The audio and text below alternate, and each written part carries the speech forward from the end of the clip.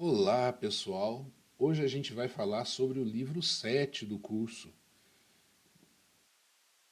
de PHP e a gente vai tratar o tema modularidade em PHP, mais especificamente a questão da orientação a objeto. Orientação a objeto nada mais é do que uma forma mais avançada de você modularizar o seu código. E programação orientada a objetos é um tipo de programação que você tem diversas linguagens que você pode utilizar, entre elas o PHP. Então, nessa segunda parte do módulo de modularidade em PHP, a gente vai tratar da orientação a objeto. E o conceito básico da orientação a objeto são as classes de objeto. A gente vai definir essas classes de objeto, depois vamos mostrar como criar classes de objetos e em seguida vamos mostrar todos os principais conceitos que envolvem a orientação a objeto aplicados no PHP. As classes de objeto, então, são um conjunto de atributos e métodos. No caso do exemplo que está sendo mostrado aqui na tela, nós temos uma classe de objeto chamada produto, e essa classe de objeto chamada produto, ela tem três atributos: nome, preço e quantidade. Na hora da execução do seu programa orientado a objeto, vão ser criados três objetos. O primeiro objeto é o refrigerante, que custa R$ 8 e nós temos 15 no estoque. O segundo objeto é o abacaxi, que custa R$ 11 e nós temos 7 no estoque. E o terceiro objeto é o biscoito, que custa R$ 4 e nós temos 26 no estoque. Esses objetos são criados em tempo de execução. Já a classe de objetos, que é o produto, o conceito produto, ele é criado durante a codificação. E em PHP, como é que fazemos a criação de um objeto? A gente vai ter dentro desse objeto atributos e funções. A sintaxe, então, apresenta-se dessa forma: class, o nome da classe, abre chaves, e aí tudo que está dentro desse primeiro abre chaves vai ser a definição do objeto. E aí podemos ter vários atributos, que são variáveis definidas dentro da classe. Depois de todos os atributos, a gente enumera os métodos daquela classe, utilizando a palavra-chave function. Para a gente criar um objeto no PHP depois, a gente vai usar a seguinte sintaxe: $objeto igual a new, o nome da classe. Aqui nós temos então um exemplo que é o prog33, que é um exemplo de como se criar um objeto. Então vamos dar uma olhada nesse código.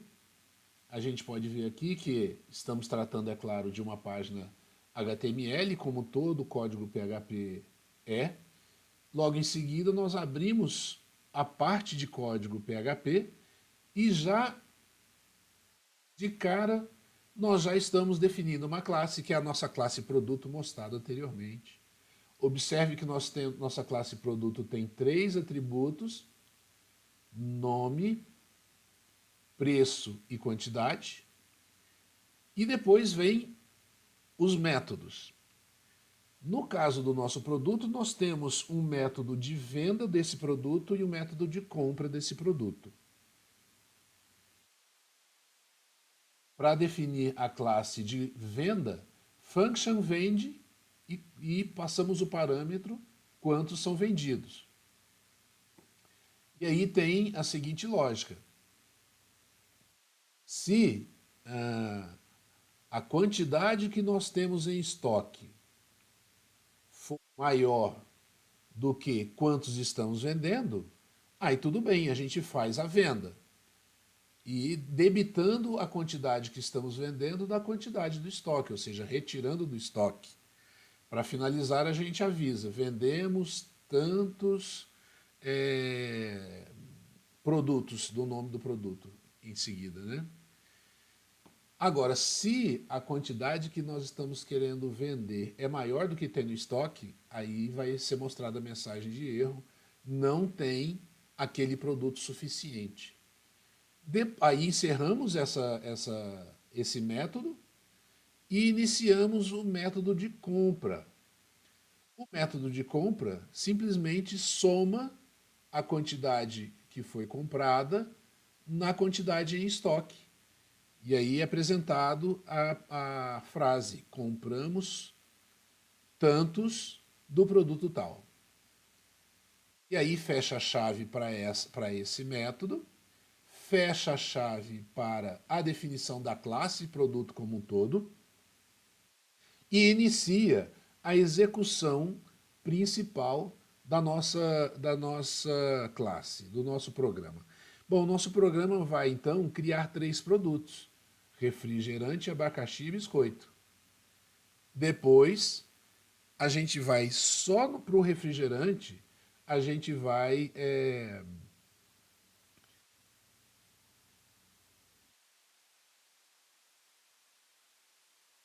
colocar os valores das variáveis. Então, o refrigerante, o nome vai ser Coca-Cola, o preço vai ser R$ 8 e a gente vai comprar 15 unidades de refrigerante Coca-Cola.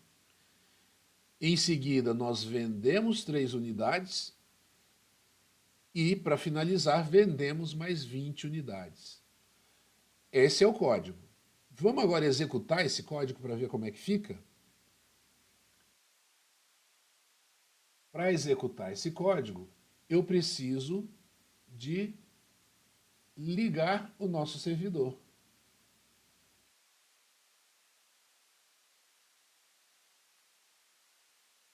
Abrimos o prompt e já mostramos em módulos anteriores como fazer um batchzinho que coloca no ar o nosso servidor PHP.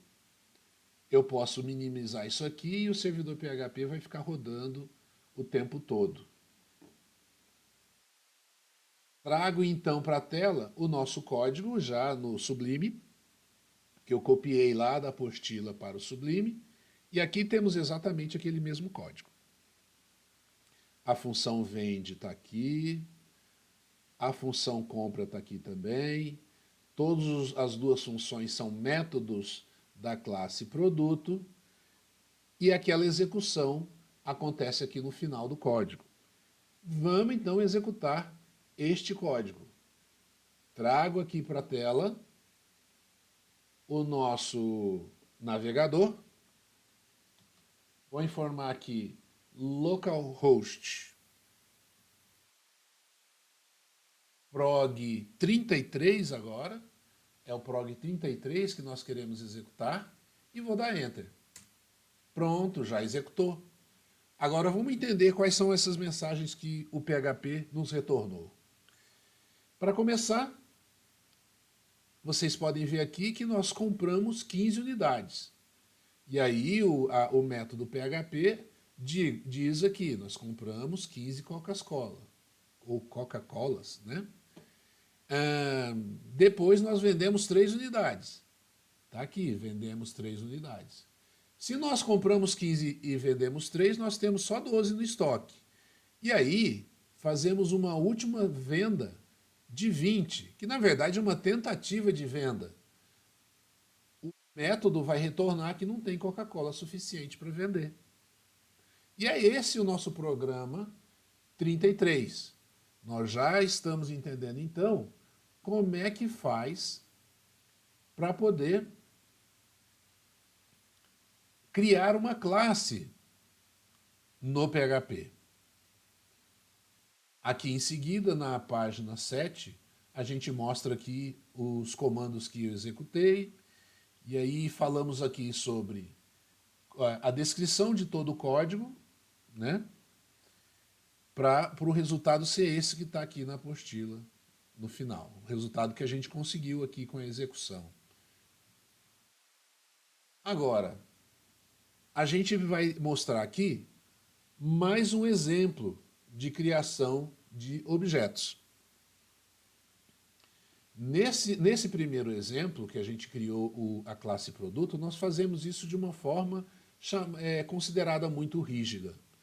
A gente vai implementar agora uma forma de criar objetos do tipo produto mais dinâmica. Como isso? Através de uma estrutura que armazena esses produtos. E aí essa estrutura ela pode armazenar centenas de produtos criados. Nesse código, a classe loja ela possui um array de itens. Além disso, existem duas funções que acrescentam e removem itens do estoque. Também usamos a função iset para verificar se a variável foi declarada, ou seja, se ela existe, e se o seu valor é diferente de nulo. A gente está aqui com um código que começa na página 8 e ele termina na página 9. Eu não vou falar sobre ele aqui na apostila. A gente já vai acessar ele direto aqui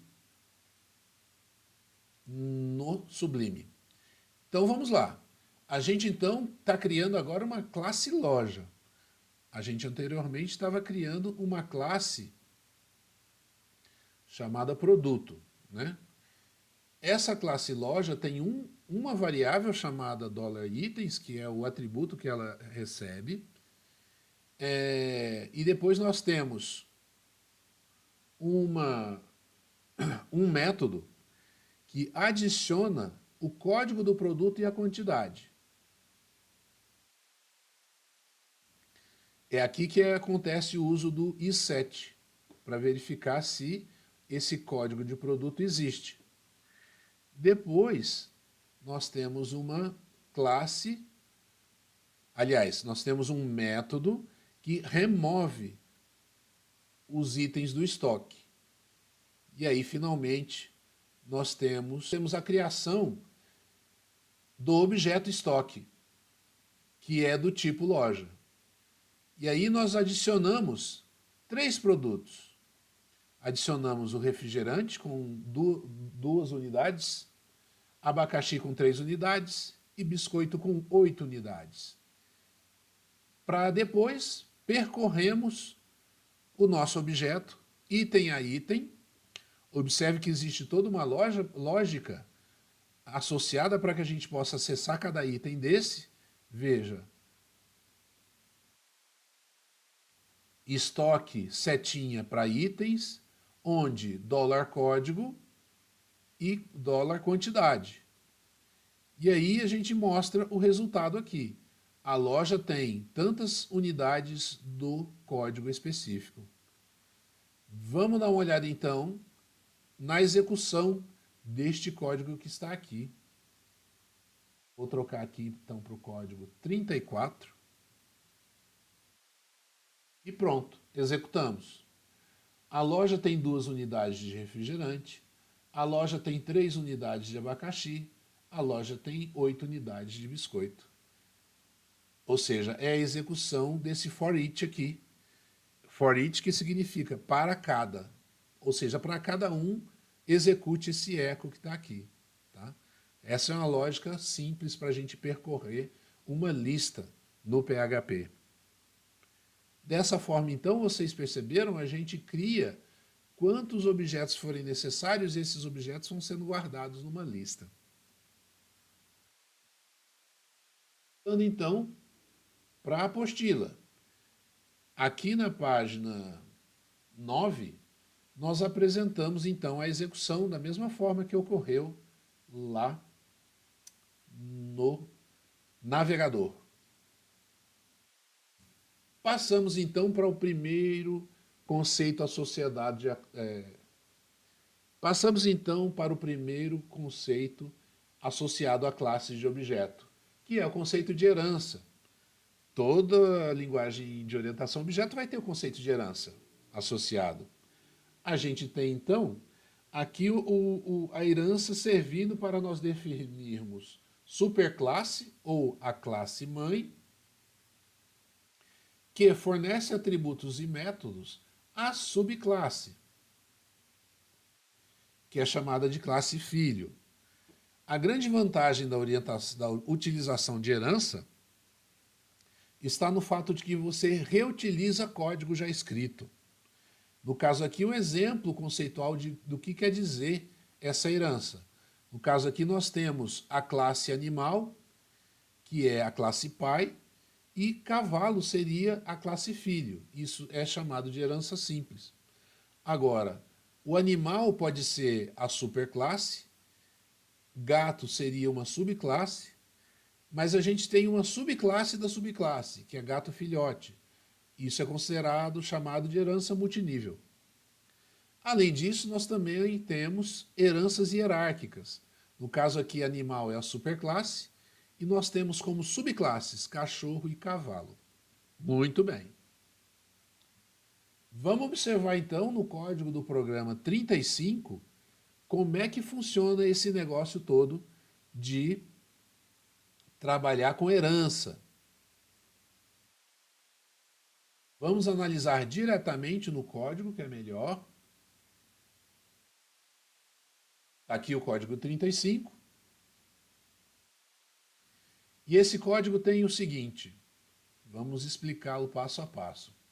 A gente tem uma classe automóvel, essa classe automóvel tem marca e modelo e dois métodos. Um método setMarca e um método setModelo. Para que esse setMarca e esse setModelo? É para você não ter que alterar diretamente o atributo da marca ou do modelo. Você usa um método para poder chegar a atualizar a marca e o modelo de um objeto qualquer, de um automóvel qualquer. A ideia de fazer esse tipo de procedimento aqui é chamado de encapsulamento. Nós vamos tratar um pouco mais sobre isso logo agora, mais adiante. Agora, perceba que aqui a gente tem a classe caminhão. A classe caminhão é filha do automóvel. Então a gente escreve dessa forma: caminhão extend automóvel. Isso significa que todo automóvel vai ter um atributo eixos, mas também vai ter atributo marca e modelo. E além de ter também sete marca e sete modelo, nós teremos também 7 eixos aqui. Muito bem. Agora que a gente já criou as nossas duas classes, vamos dar uma olhada no que vai ser executado aqui. Primeiro a gente cria um objeto caminhão, e aí a gente seta Scania como marca, R450 como modelo e 4 como número de eixos. Observe que eu não fiz criação de um objeto automóvel. Quando você cria um novo caminhão, você já está criando um automóvel também, porque todo caminhão é um automóvel. E aí nós vamos escrever um comentário a respeito desse negócio todo aqui, através de echo. Vamos fazer então a leitura desse comentário já no navegador, tá? Vamos chamar então a execução do nosso prog 35, mudando aqui para 35. Pronto. Agora sim a gente pode ler a frase montada por aqueles ecos que tinha no código. O caminhão Scania só tem o atributo 4 eixos. Porém, como ele é subclasse de automóvel, o caminhão também tem marca Scania e modelo R450. E aí a gente está aqui exercitando a execução da herança. Vamos voltar para a apostila então.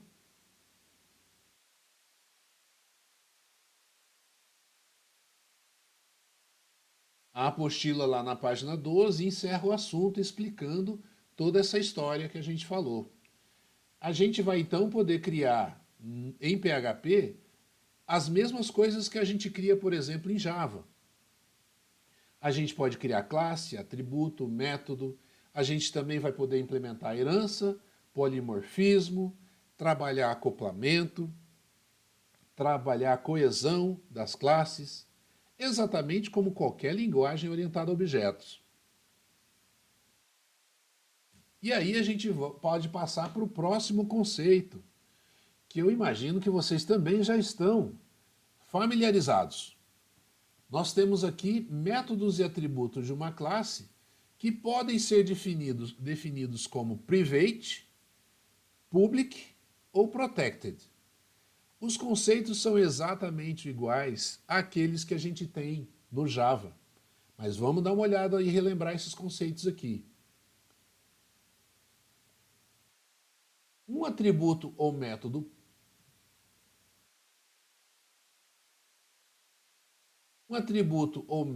public torna acessível em qualquer lugar da classe, de suas subclasses, bem como de qualquer parte dos scripts que contém a classe. Ou seja, public é público mesmo. Qualquer pessoa, qualquer parte do código consegue acessar variáveis e métodos que sejam public. Atributos ou métodos protected são visíveis pela classe que os criou e por suas subclasses, ou seja, as classes que herdaram a classe principal. Porém, não são acessíveis fora desse contexto, ou seja, o protected ele limita o acesso a atributos e métodos apenas à classe pai e aos filhos. Já atributos e métodos definidos como private são visíveis apenas na classe que os criou. Subclasses não podem acessar estes atributos e métodos. É claro que a gente vai executar um programa exemplo aqui para poder testar essas coisas todas. Observem que aqui a gente voltou no nosso conceito de automóvel, caminhão, e aqui a gente tem 3 atributos. A marca é public, o modelo é protected e a cor é private. Vamos dar uma olhada nesse código então. Então a gente tem uma classe automóvel. Observe que a gente tem public, protected e private, marca, modelo e cor. Para acessar a marca, o modelo, nós temos 7 marcas, 7 modelo e 7 cor, para fazer alterações nesses 3 atributos. Além disso, nós temos uma classe filho da caminhão, que extende automóvel, e nós temos aqui o protected eixos. Também temos 7 modelo e 7 eixos. Veja, a gente está aqui fazendo um 7 modelo, que na verdade é o quê? O 7 modelo que a gente já tem lá no pai. É o que a gente chama de reescrita, né? Que a gente tem no Java, por exemplo. E aqui o código final, ele vai criar o objeto C com o automóvel, fazer acesso direto às variáveis do objeto C, e depois criar um objeto M, caminhão, e fazer acesso encapsulado nas variáveis do caminhão. Vamos então dar uma olhada na execução disso tudo, no 36. Opa, errei aqui. Prog 36. Vamos então executar o prog 36. Epa, deu erro. O que será que aconteceu?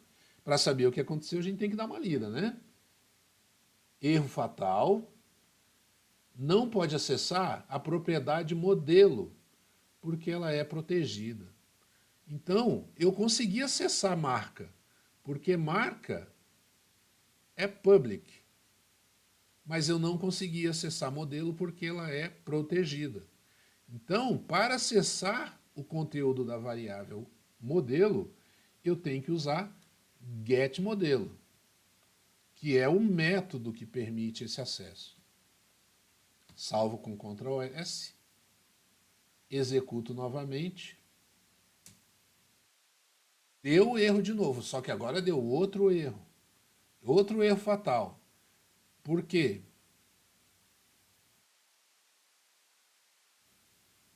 Eu não posso acessar get modelo.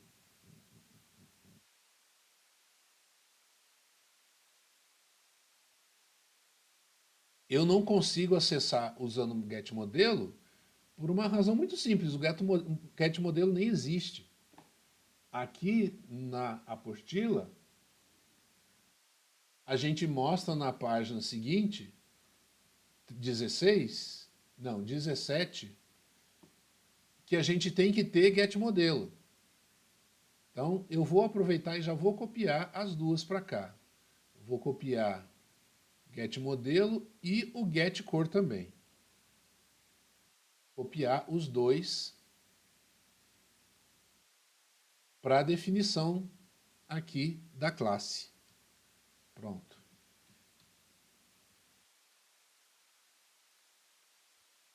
Vamos botar elas bonitinhas aqui.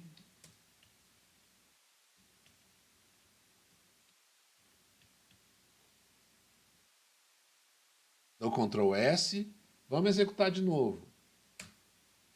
Deu erro de novo, só que agora ele mostrou o modelo. O erro agora é a variável private. O atributo private, que é a cor. E aí, como eu já trouxe para cá o getCor, vai bastar mudar aqui getCor. Dou Ctrl S, executo novamente. Agora sim, ele mostrou as variáveis todas. Volkswagen, Fusca, Azul.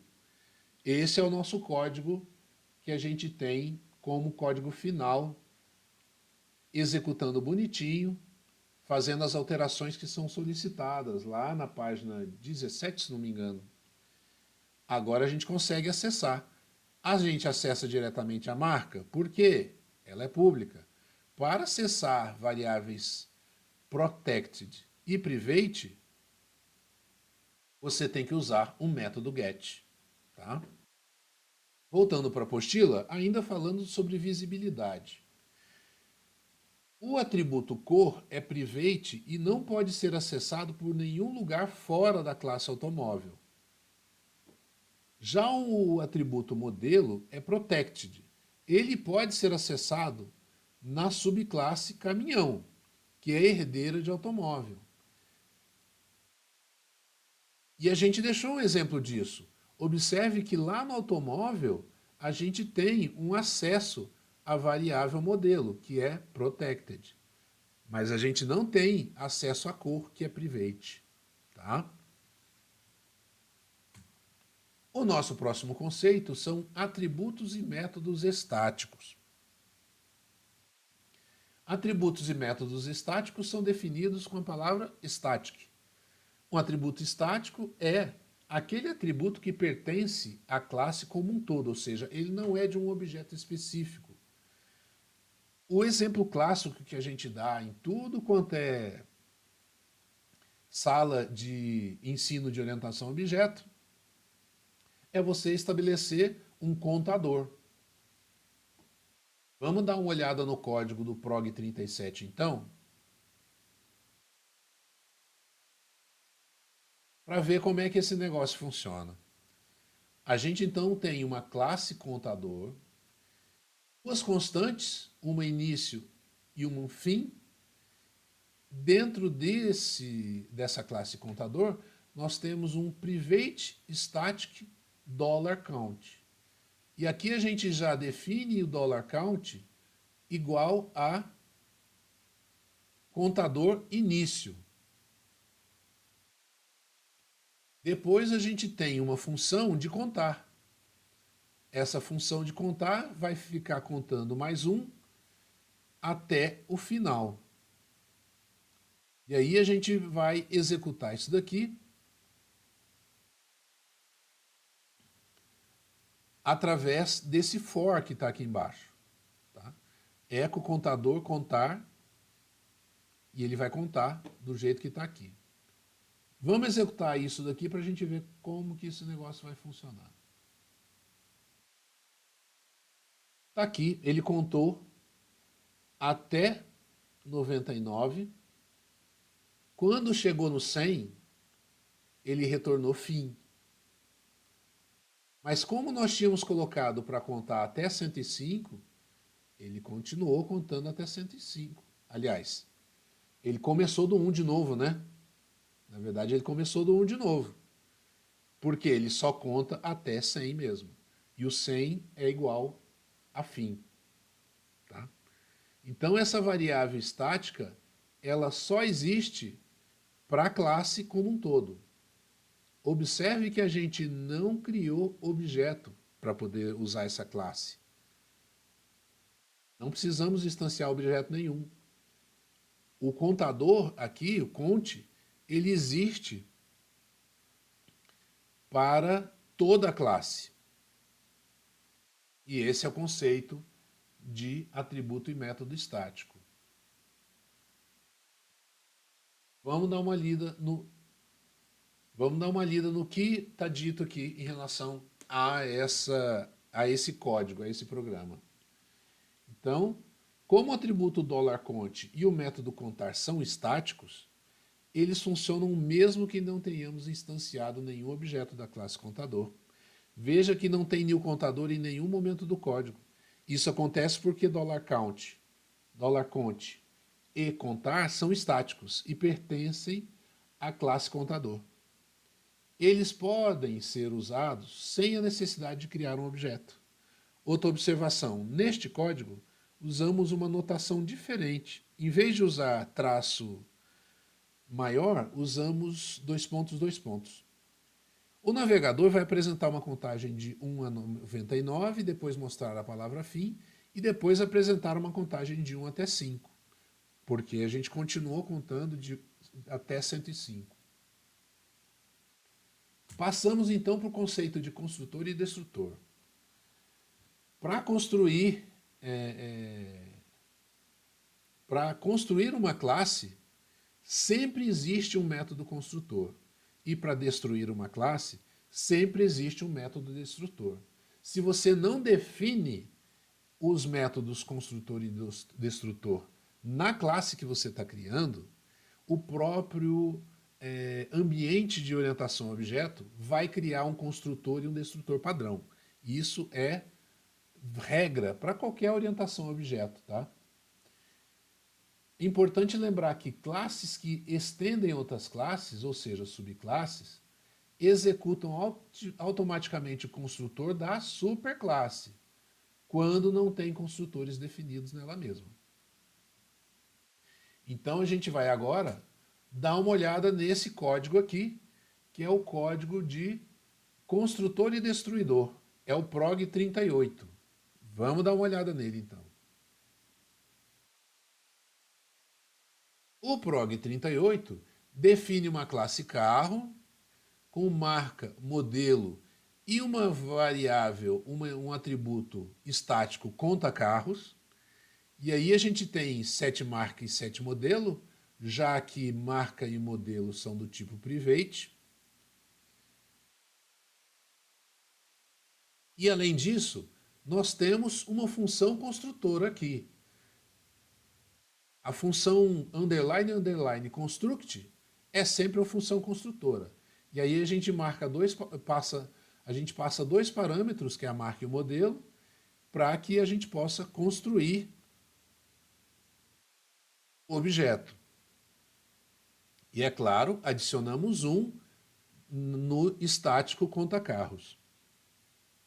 Depois apresentamos para a gente o novo objeto construído. Da mesma forma, a gente tem uma função destruct, que é representada por underline destruct. Aqui a gente diminui 1 da quantidade de objetos carro e depois apresenta qual é o carro que está sendo destruído. Para finalizar, aqui no método principal, no código principal, a gente cria um carro Volkswagen Fusca e um carro Hyundai HB20.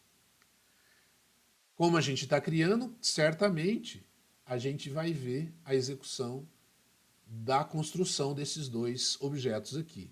Vamos dar uma olhada na execução então. Prog 38, executou. Então observe, criamos o Volkswagen Fusca, agora temos um carro.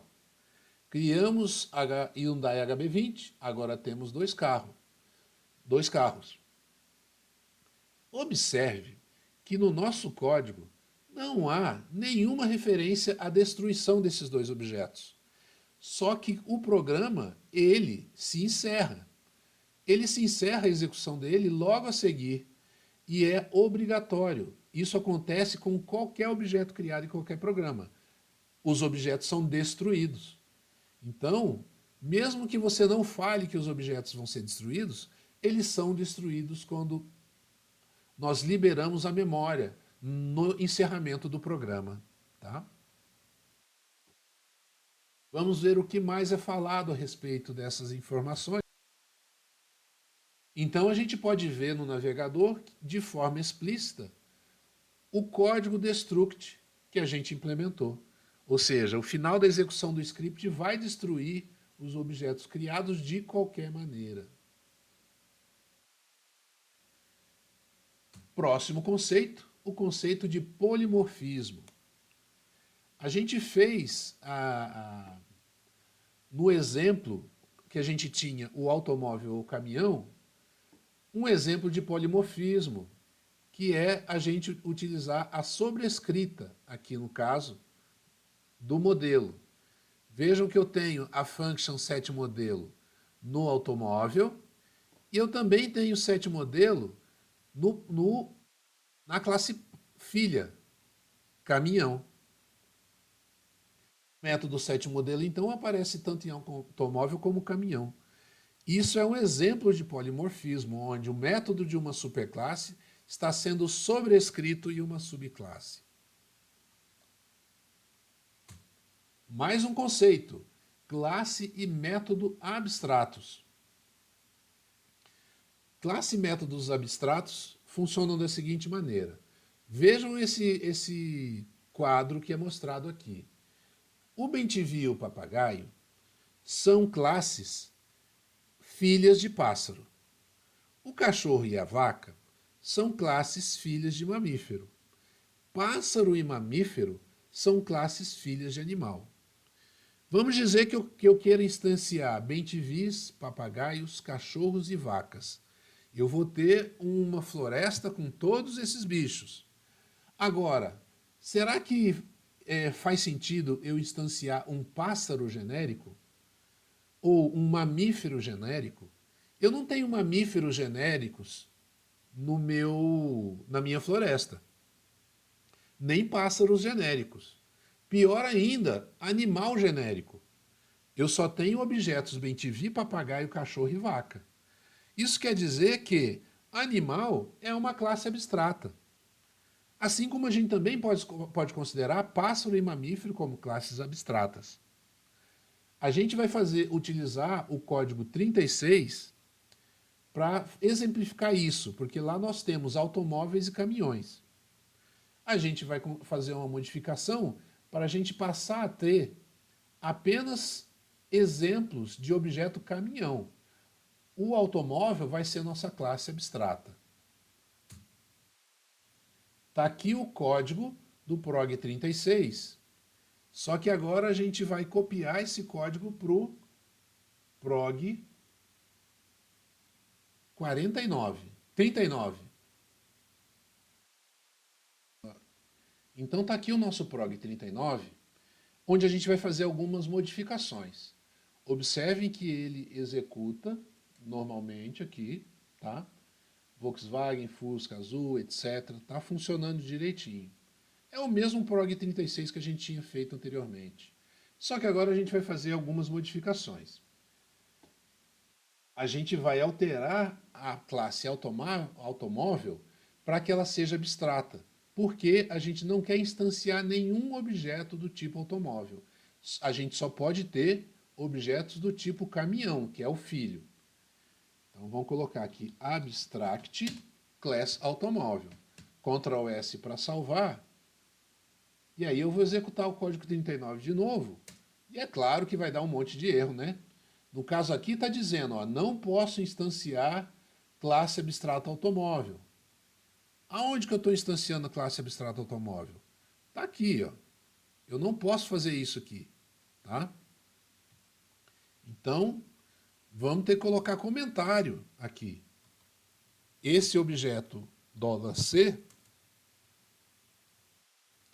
ele não pode existir, porque eu não tenho automóveis no meu sistema. Eu só posso ter caminhões. Coloquei comentário em tudo que se refere ao $C aqui, porque ele não pode existir mais. Dou Ctrl S para salvar, executo de novo, acessou, deu certo. Agora,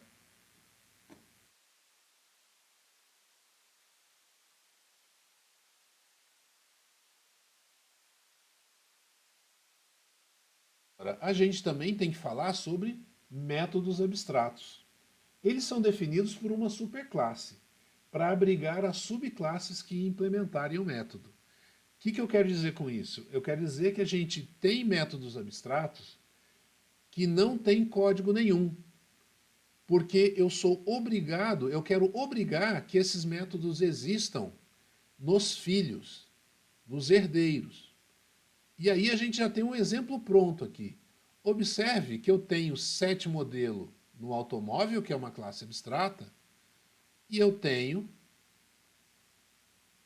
set modelo no caminhão também. Então eu vou transformar esse set modelo aqui num abstrato. Então ele vai deixar de ser public abstract. Essa função ela passa a ser abstrata. E observem que é importantíssimo. Se ela é abstrata, eu não vou ter nenhum código nela.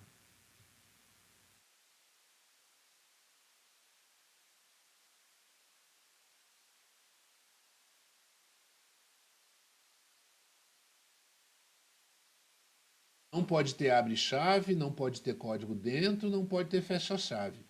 Só pode ter a definição da variável. E por que eu estou colocando ela aqui? Para que ela obrigatoriamente seja criada na classe filho. Dou Ctrl S aqui, executo de novo. Deu erro.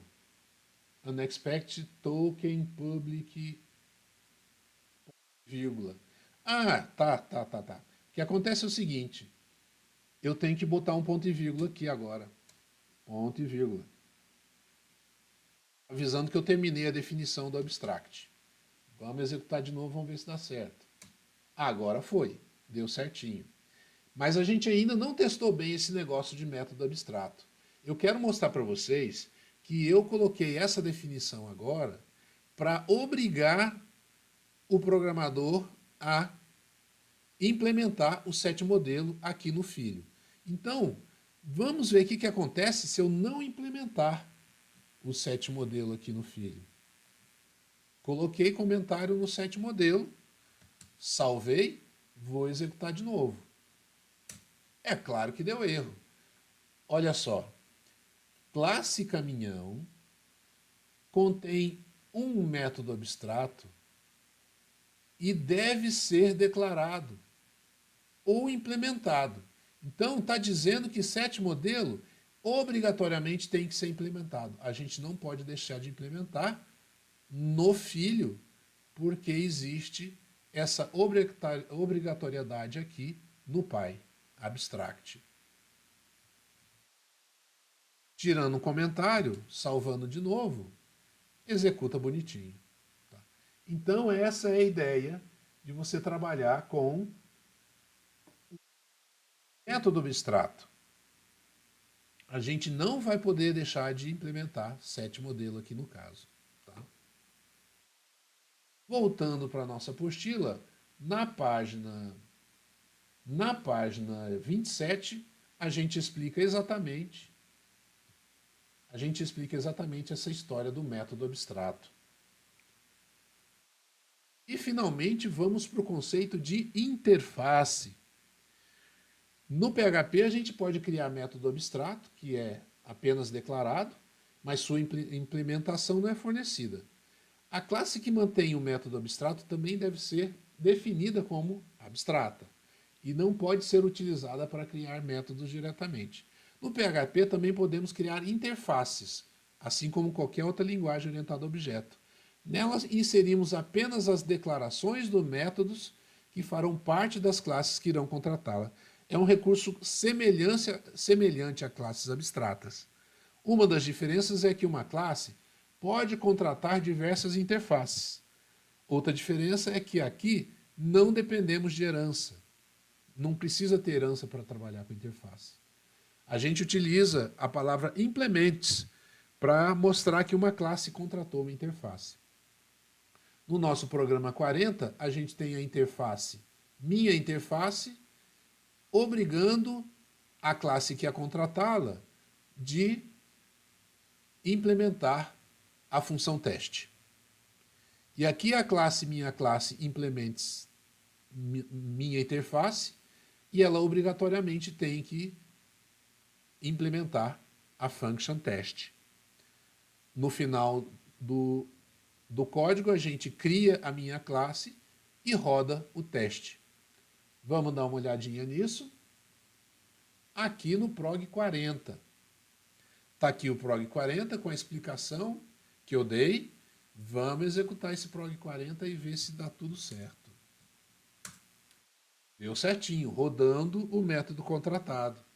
Então, observe, a interface é muito parecida com classe abstrata. A questão é que aqui eu posso colocar na frente do minha classe aqui, eu posso colocar implements, interface 1, interface 2, interface 3, eu posso enumerar várias interfaces implementadas todas numa classe só.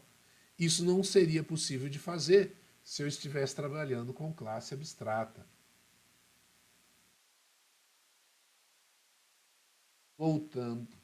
Voltando para a apostila. Voltando para a apostila, a gente tem aqui vantagens de utilizar interface. Primeiro, polimorfismo. Podemos tratar objetos de diferentes classes da mesma forma se implementarem a mesma interface. O contrato é claro, definem claramente quais os métodos a classe deve implementar. Há baixo acoplamento, porque permite que o código dependa de abstrações, que são as interfaces, em vez de implementações concretas. E múltiplas implementações. Uma classe pode implementar várias interfaces. Chegamos então à última página da apostila para falar sobre a palavra-chave final. Final é uma informação que você coloca logo antes de class. Assim como se você colocaria abstract. Você coloca final. E para que esse tal desse final? A gente aprende até agora que a gente pode usar a herança para criar subclasse a partir de uma superclasse. Aprendemos também que a sobrescrita permite reescrever um método que existe em uma superclasse, implementando de novo numa subclasse. Os métodos que forem declarados com a palavra final não poderão ser sobrescritos pelas subclasses. As classes declaradas com a palavra final, então, também não poderão ter subclasses. No primeiro exemplo ao lado, minha classe não pode ter subclasses. Então, essa daqui vai ser uma classe que não pode ser herdada por ninguém. Da mesma forma, se eu colocar final, esse método teste, eu não vou poder sobrescrever esse método em classes filho lá para baixo. Essa é a ideia da palavra final. Impedir que você faça herança e impedir que você faça sobrescrita. Herança de classe, sobrescrita de método. Então é isso. Nós encerramos aqui a apresentação de todos os conceitos que nós tínhamos a respeito de orientação a objetos no PHP. Espero que vocês peguem esses códigos e brinquem com eles para reforçar esses conceitos aqui no PHP que a gente vai poder utilizar no futuro. Um bom estudo para todo mundo e até mais!